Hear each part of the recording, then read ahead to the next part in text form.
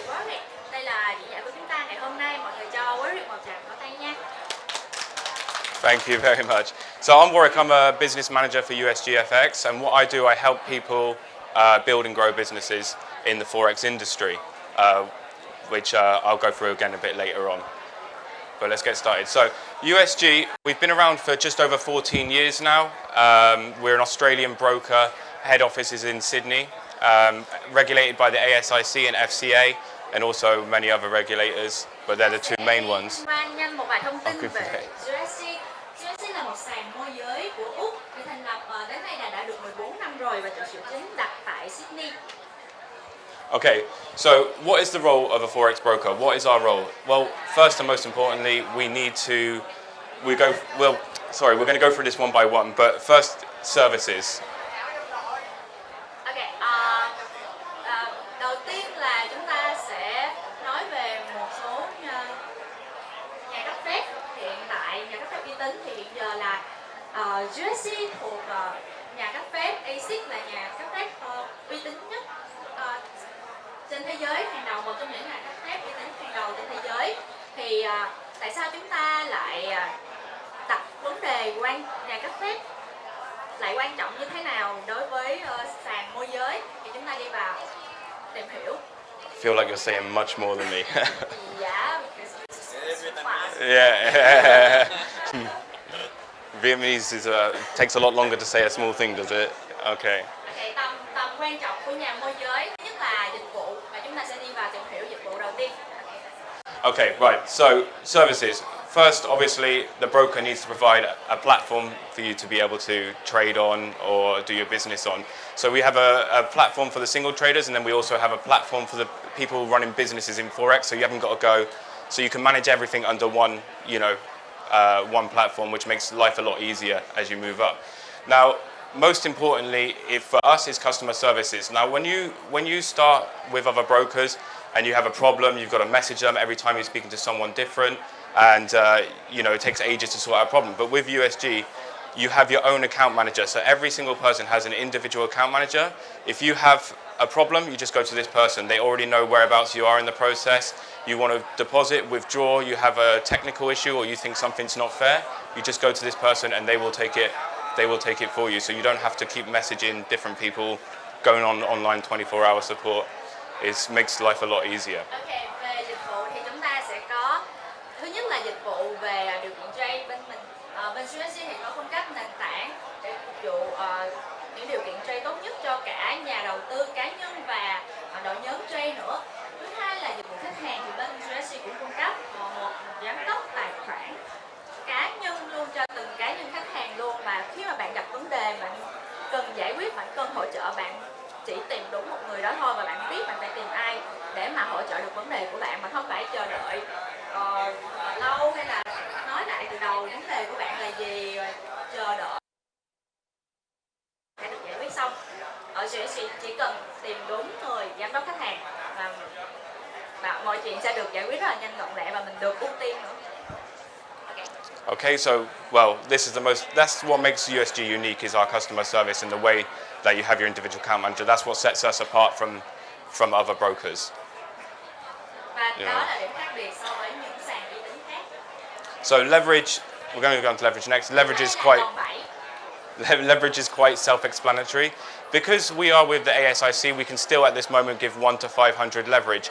Now we are also regulated by the FCA, but this only is for the UK clients, because actually if you have an account here and you're regulated by the FCA, that regulation actually doesn't cover you, whereas ASIC is an international regulator.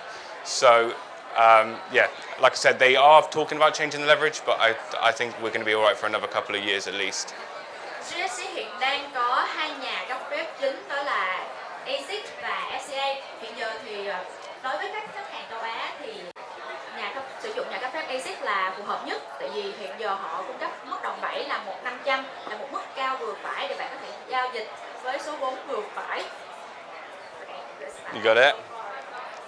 So I think everyone in here knows leverage, and I mean you're all here, so I don't need to explain it in too much detail, but just that you can have up to 1 to 500 with the ASIC accounts. Okay, now security we're going to go through is going to take a bit longer, because this is the most important thing. I don't know how many of you actually look into if your broker is regulated before you choose them.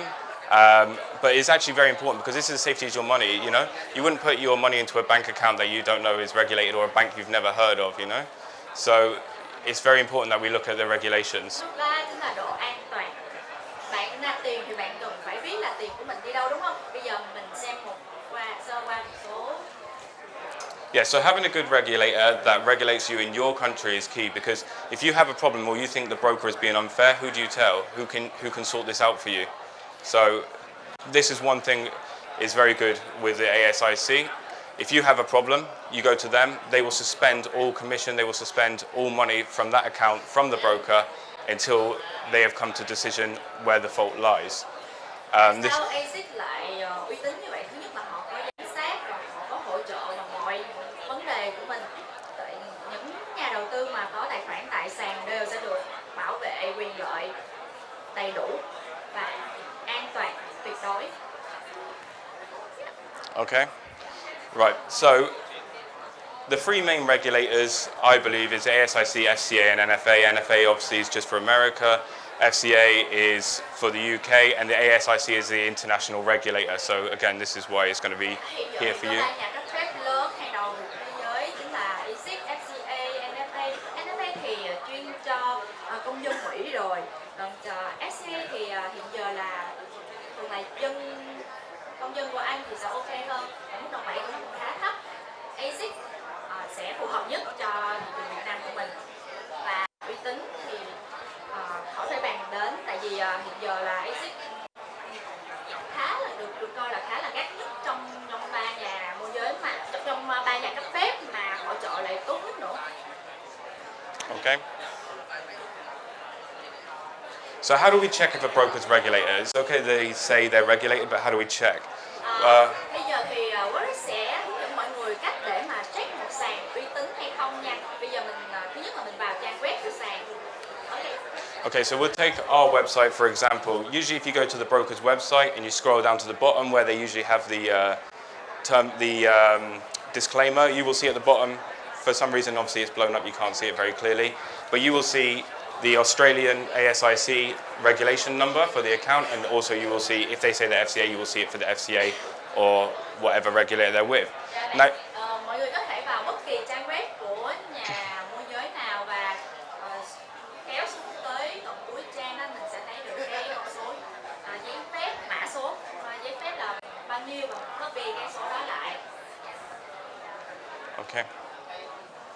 Ở đây thì CSC sẽ lấy trang web của CSC, lấy mã số ASIC, và để mà check mã số ASIC thì chúng ta vào website của ASIC để check luôn. You're jumping in front of me, eh? So next we're going to take the number and we're going to go to the ASIC website and put in the credentials. And then one thing we must make sure it's current and it's fully regulated, because some of them aren't, you know, it's just for a namesake, it's not full regulation. So you need to check it's fully regulated and that it is current and not past. Lấy được mã số rồi á, thì mình điền thông tin vào, điền thông tin xong hết, chọn lại giấy phép và nó sẽ ra được thông tin của sàn. Ở đây mình check xem là có đúng tên hay không, tình trạng là hiện tại là đang hoạt động hay không, và ngày tháng cấp phép chính xác. Okay. So why did we choose ASIC as our first big regulator when we started? Well, one, they're Australian, we're Australian, so it starts to make sense straight away. They are very trusted, and actually the ASIC, they will only accept 90 brokers at one time.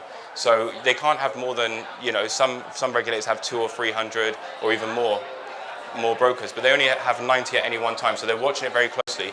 And they actually watch every single transaction. So from when you put your money into the bank account, from when you place a trade and the broker takes the money to the market, they're watching every single transaction, not like going, you know, every so many transactions or once a week or once a month. It's every single transaction.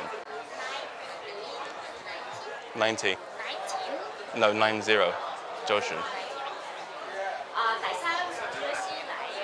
Tại sao GSC lại chọn nhà cấp phép ASIC là nhà cấp phép đầu tiên? Thứ nhất là vì độ uy tín của sàn. Sàn có giám sát mọi thứ và hỗ trợ mọi thứ rất là tốt cho cho nhà môi giới và cả nhà đầu tư luôn.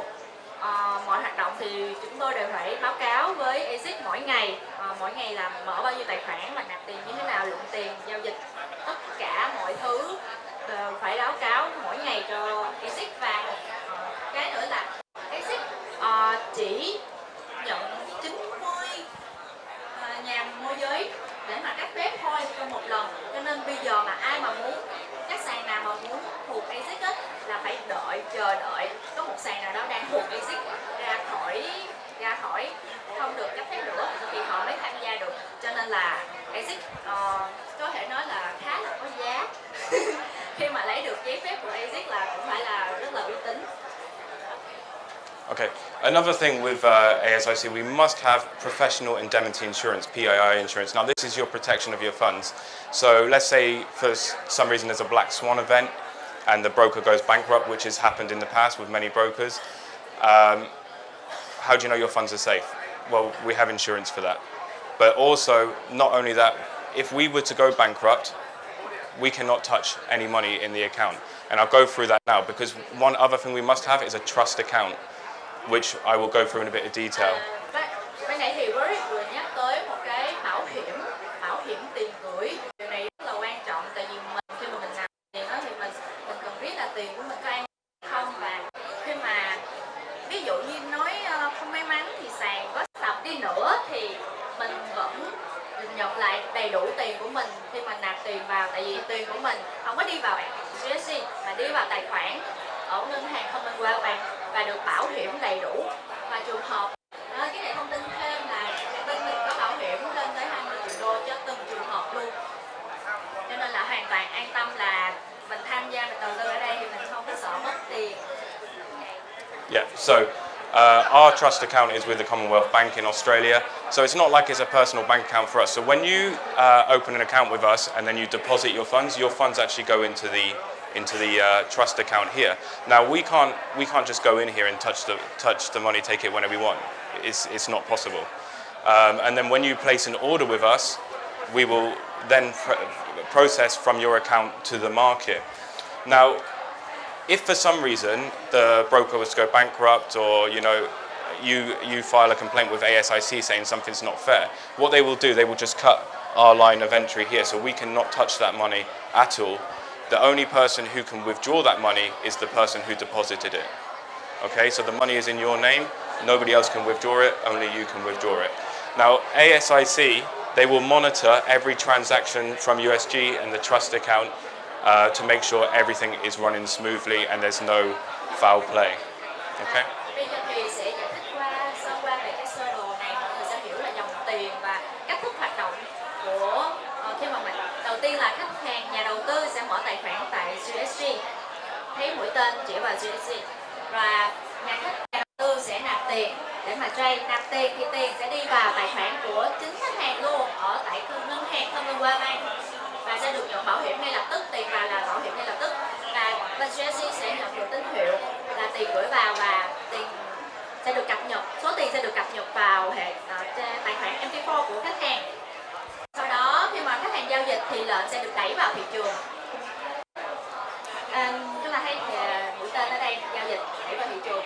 ASIC sẽ làm nhiệm vụ quản lý, giám sát mọi hoạt động của USG và mọi hoạt động nạp rút tiền này nọ của tài khoản của khách hàng. Cho nên chúng ta đã nghe về cái bảo hiểm mà em vừa nói, nhắc đến là lên đến 20 triệu, đó là ASIC họ can thiệp, họ quản lý khoản tiền luôn, nên mình hoàn toàn an tâm là mình không nhà sàn có sập hay gì nữa thì mình cũng lấy lại được tiền, tại vì ASIC là cái người hỗ trợ cái phần này. Okay. So even you don't have an account with USG, always make sure the broker you're with holds the funds in a trust account. It's very, very important. Tại vì khi mà mình mở tài khoản á, là mình nạp tiền, mình nạp tiền vô tên của mình, ASIC sẽ quản lý cái đó và USG sẽ không động được vào tiền của quý vị. So, what's the benefits of starting Forex business, or even just starting to trade Forex in the first place?